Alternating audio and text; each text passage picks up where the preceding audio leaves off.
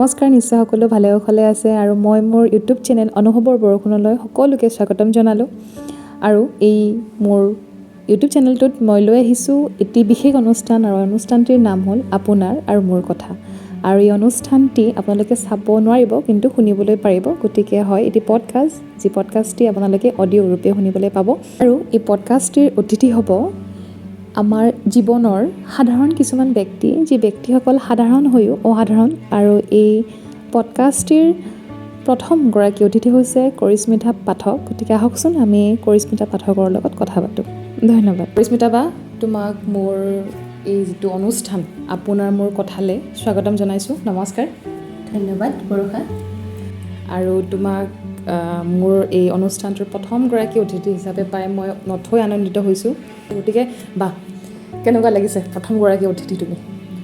হয়, প্ৰথমগৰাকী অতিথি হিচাপে মোৰ খুব ভাল লাগিছে, কাৰণ তুমি ইমান ধুনীয়া এটা অনুষ্ঠান আজি নিৰ্মাণ কৰিছা।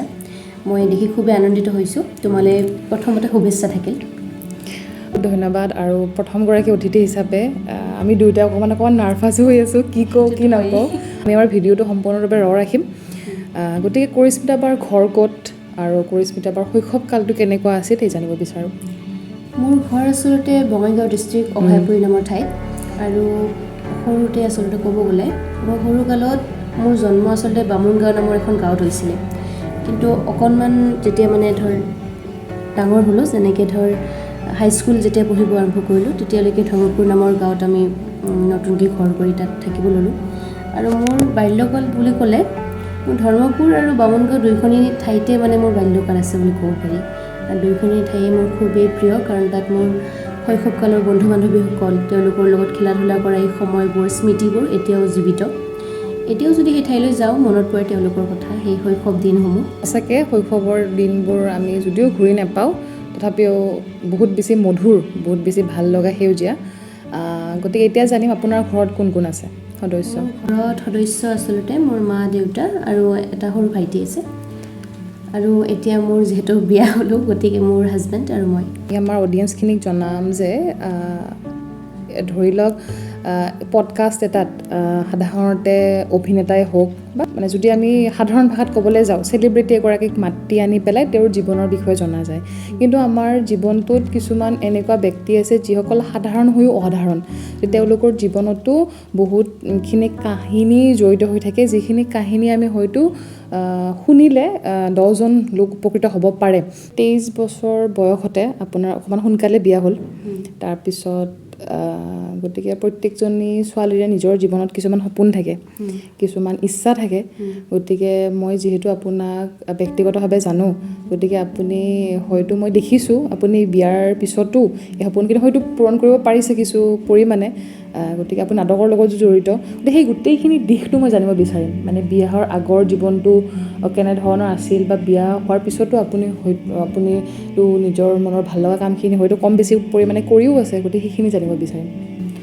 সেইখিনি কথা ক'ব গ'লে ছোৱালী এজনী বিয়াৰ আগতে মাক দেউতাকৰ ওচৰত থাকোঁতে নিজৰ হাতত কিবা এটা কৰি লোৱাটো খুবেই প্ৰয়োজনীয়। কাৰণ মা দেউতাই যিটো উৎসাহ দিয়ে, সেইটো কেতিয়াও আশা কৰা উচিত নহয় যে সেইটো স্বামীৰ ঘৰতো পোৱা যাব। কিছুমান স্বামী এনেকুৱা আছে, তেওঁলোকে হয়তো নিজৰ পত্নীক আগুৱাই যোৱাটো বিচাৰে, কিন্তু আজিৰ সমাজত নাৰ্চিছিষ্টিক নামৰ কিছুমান ব্যক্তিও থাকে। গতিকে তেওঁলোকক আমি চিনি তেনেকৈ নাপাওঁ। তেওঁলোকে কথা হয়তো দিব, পিছত কিন্তু কথাটো সলনি কৰি দিব পাৰে। গতিকে প্ৰথমতে নিজক গুৰুত্ব দিয়াটো উচিত। আৰু এই কথা হ'ল মাক দেউতাকৰ, তো মাক দেউতাকে নিজৰ ফালৰ পৰা যিখিনি চেষ্টা কৰে, মই ভাবোঁ ছোৱালী এজনী তাৰ উপৰিও নিজৰ ফালৰ পৰা কিছুমান চেষ্টা ৰাখিব লাগে। যেনেকুৱা পঢ়ি আছোঁ, স্নাতকোত্তৰ পঢ়ি আছোঁ, তেতিয়া মই যদি 2টা টিউশ্যনেই পাৰোঁ, তেতিয়া সেই টিউশ্যন 2টা পঢ়ি কিনে আমি স্নাতকোত্তৰ সময়ত নিজৰ পঢ়া খৰচটো যদি উলিয়াব পাৰোঁ, সেইটো আমাৰ কাৰণে সৌভাগ্যৰ কথা বুলি ভাবিব লাগে। আৰু বিয়াৰ পিছতো যদি কিছুমান ঘৰত এনেকুৱা থাকে যে তেওঁলোকক পঢ়াৰ সুযোগ দিয়ে, সুবিধা দিয়ে, আৰু তেতিয়া তেওঁ পঢ়িব লাগে। কিন্তু পঢ়ি নিজৰ সপোনখিনি পূৰণ কৰাটো উচিত। কাৰণ ল'ৰাই হওক বা ছোৱালীয়ে হওক, সকলোৰে নিজৰ সপোন পূৰণ কৰাৰ কিন্তু অধিকাৰ আছে। আৰু লগতে এনেকুৱা নহয় যে ছোৱালী এজনী অকল ঘৰ চলা ছোৱালী এজনীয়ে অকল ঘৰহে চলাব পাৰিব, তেওঁ বাহিৰৰ কৰি একো কৰিব নোৱাৰে, তেনেকুৱা নহয়। মানুহ এগৰাকীয়ে ইচ্ছা কৰিলে তেওঁ ঘৰ আৰু বাহিৰা দুয়োটা কামে একেলগে কৰিব পাৰে। আৰু সেয়াৰ কাৰণে সুযোগো তেনেকৈ দিব লাগিব। হাজবেণ্ডজনে বা পৰিয়ালৰ সদস্যসকলে তেওঁক বুজিও পাব লাগিব।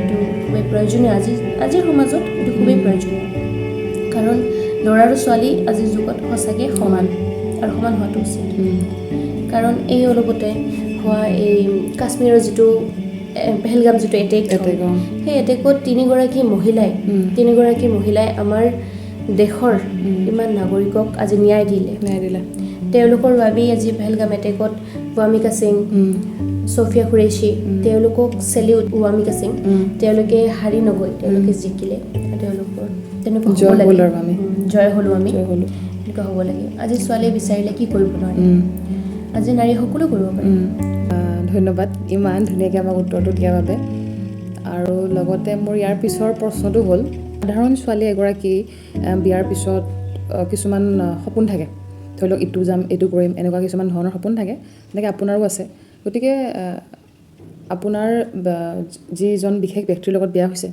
তেওঁ জড়িত নাম প্ৰসংগৰ লগত বা তেওঁ এখন এটি নামঘৰৰ দায়িত্বত আছে তেওঁ ভকত বাপ গতিকে ভকত বাপ এজনৰ লগত বিয়া হোৱাৰ পিছত আপুনি হয়তো কিছুমান নীতি মাজত থাকিব লগা হৈছে গতিকে সেই দিশটো আপুনি কিদৰে চায় সেই দিশটো চাব গ'লে আচলতে আজিৰ যুগত কিছুমান ছোৱালী আছে বহুত বেছি মানে মডাৰ্ণ দেখাব বিচাৰে তেওঁলোকে মই তেনেকুৱা তাৰমানে মই মডাৰ্ণ হয় নোহোৱা নহয় কিন্তু ইমানো মডাৰ্ণ নহয় যে মই চুটি ড্ৰেছ পিন্ধি ঘূৰি ফুৰোঁ কিন্তু মানে সেই দিশত চাব গ'লে আমাৰ যিটো ধৰ্মীয় অনুষ্ঠান তাৰ লগত জড়িত আচলতে মানুহ থাকিব লাগে কাৰণ আধ্যাত্মিক দিশটোত মানুহ প্ৰয়োজন আছে ধন্যবাদ ইমান ধুনীয়াকৈ উত্তৰটো দিলে গতিকে আমি মডাৰ্ণ হোৱাৰ উপৰিও আমি আধ্যাত্মিক দিশটো আমি ভালকৈ ৰাখিব লাগিব তেতিয়াহে আমাৰ জীৱনটো সফল হ'ব আৰু লগতে আগুৱাই যাব গতিকে আমি যোৱাবাৰ একেলগে নাটক কৰিলোঁ আমাৰ এমুঠি ডেকাদল নাট্যগোষ্ঠী এটি সুন্দৰ এটি গোষ্ঠী যিটো গোষ্ঠীৰ আৰম্ভণি হৈছিল 1967 চনতে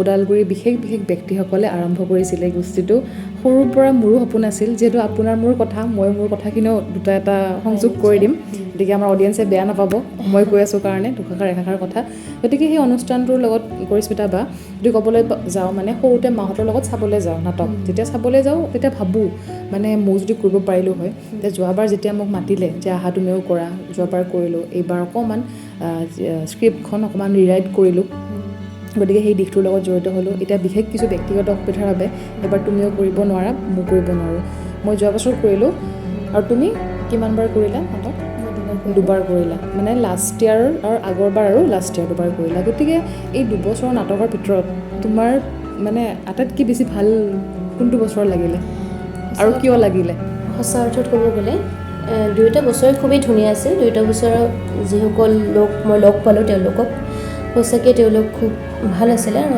আন্তৰিকতাৰ সৃষ্টি হৈছিল তেওঁলোকৰ লগত তাৰ মাজত ৰঞ্জু ছাৰহঁতে যিটো দিহা পৰামৰ্শ দিছে তেওঁলোকক খুবেই ভাল লাগিল আৰু সন্মানীয় কনক ছাৰ আৰু মধু খুৰা তেওঁলোকৰ বাবে আমি বহুত দূৰ আগুৱাই গ'লোঁ তেওঁলোকক ধন্যবাদ প্ৰথম কথা আৰু দ্বিতীয়তে সঁচা কথাত ক'ব গ'লে দুয়োটা ছিজনৰ ভিতৰত তোমাৰ লগত যিটো ছিজন আছিল সেইটো বেছি ভাল লাগিছিলে কাৰণ তাত তোমাৰ মোৰ ধুনীয়া বন্ধুত্ব হৈছিলে আৰু সেই বন্ধুত্ব এতিয়াও এবছৰ ভিতৰতো আছে আমাৰ থুথু থাকক আমাৰ বন্ধুত্ব নিশ্চয় থাকক তেনেকুৱা আৰু